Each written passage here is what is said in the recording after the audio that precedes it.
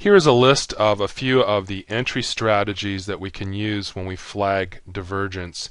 And this is not intended to be a comprehensive list, but just a few ideas that you can keep in mind that you can work with. So once we've confirmed a reversal setup flagged by a divergence, we can then look for an entry point either on the first higher or lower close after the secondary swing point. I'll show you chart examples of all of these, exactly what I mean, in just a minute. We can look for a simple flip of the histogram to the opposite side of the waterline, which is the same as a MACD crossover. We can look for a valid trendline break. We've seen examples of that already. We can look for a moving average crossover on a lower time frame or an indicator confluence of some other type on a lower time frame. So let's look at chart examples of each of these now.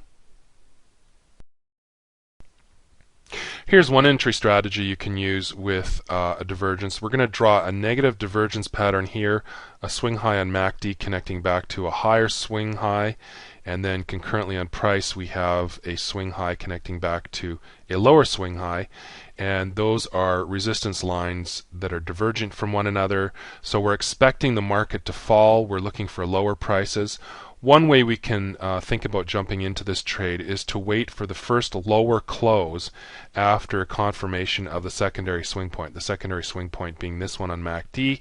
We get the histogram giving us a flip on the other side to a red histogram bar confirming this bearish crossover, and once we've got the first lower close after that, that lines up really nicely. So this arrow is actually pointing at the wrong candle. It should be this red one right here. But once we've got that lower close after the confirming signal on the divergence pattern, one place you can look at going short is right here. So we see what happened.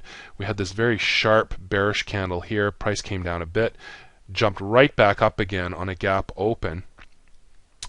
And it tested our entry point, but probably didn't test our stop too much if we placed our stop above this candle here.